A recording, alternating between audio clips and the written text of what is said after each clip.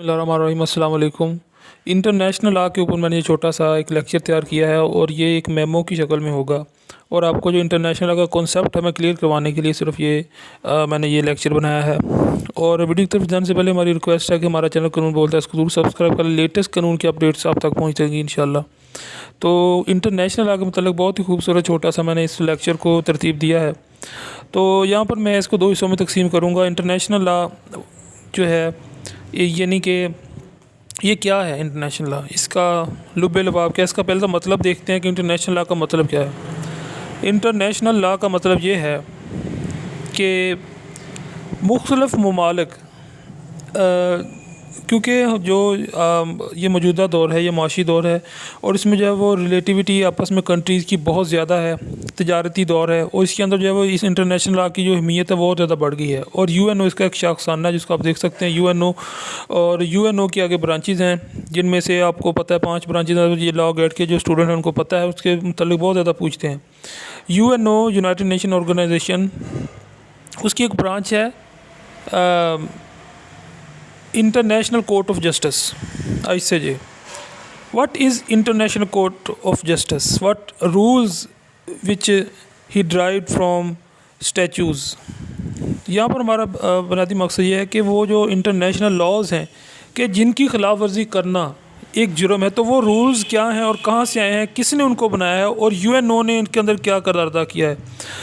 तो international law को basically हम समझते हैं कि इंटरनेशनल लॉ का पहले तो मतलब है, इंटरनेशनल लॉ का मतलब ये है एक नेशनल लॉ जैसे हमारा कॉन्स्टिट्यूशन ऑफ पाकिस्तान है 1973, 62, 56 है।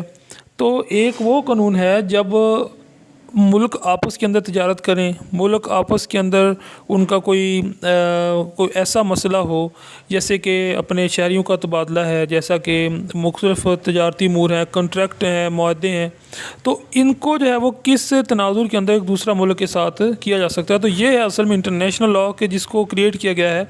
और इस इंटरनेशनल लॉ का मतलब ही ये है कि बैनुल-अक़वामी जो कानून है उसको जो है ये डील करता है इंटरनेशनल लॉ, मुल्कों के आपस के साथ जो कानूनी रब्ता है। तो इसके हमें माज़ी में बहुत सारी मिसालें मिल जाती हैं जिसको हमें उसका जो है वो लिंक जो है मैं डिस्क्रिप्शन में भी दूंगा उन वाक़यात का कि इंटरनेशनल लॉ के ऊपर आप वो उसको डिस्क्रिप्शन में बयान किया गया है, उस वहाँ से भी आप इसको जाकर पढ़ सकते हैं। और उसके बाद में नेक्स्ट इसका आ गया कि सोर्सेज ऑफ इंटरनेशनल लॉ।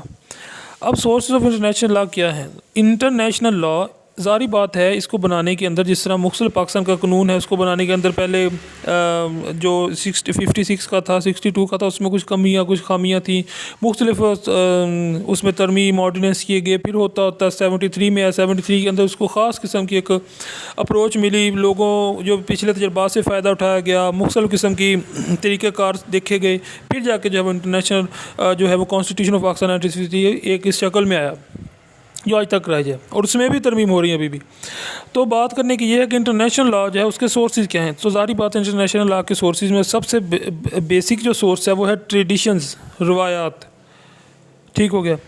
अब आपसे कोई भी पूछता है कि इंटरनेशनल लॉ का सोर्स क्या है, तो इसका बेसिकली जो है वो रवायात हैं। जब मुल्कों के आपस के अंदर जो ताल्लुकात थे, जो स्टैचूज़ क्रिएट हो चुके थे, जो माजी के अंदर एक मसाले मिले कि मुल्कों ने आपस के अंदर इस तरह ताल्लुकात उस्तवार किए, या ये हुआ वो हुआ, ये जो सब जो एक रवायत हैं, ये स्टैचूज़ हैं, ये जो फ़ैसले हैं, ये तजर्बात हैं, इन्होंने कानून की शक्ल इख्तियार कर ली। बेसिकली है ये सब ये एक इन्हीं 3-4 चीज़ों से ये अख़ज़ किया गया है इंटरनेशनल लॉ। और जो आज सारे इसको जो है अप्लाई किया गया है यूएनओ के थ्रू। सारी कंट्रीज़ यूएनओ जो है वो यूनाइटेड नेशन ऑर्गेनाइजेशन जो है वो इसको लेकर चल रहा है इंटरनेशनल लॉ को।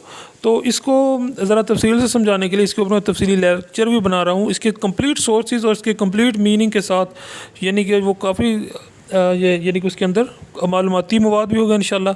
तो हमारे चैनल कानून बोलता है ज़रूर सब्सक्राइब कर लें। Thanks for watching. देखते रहिए कानून बोलता है।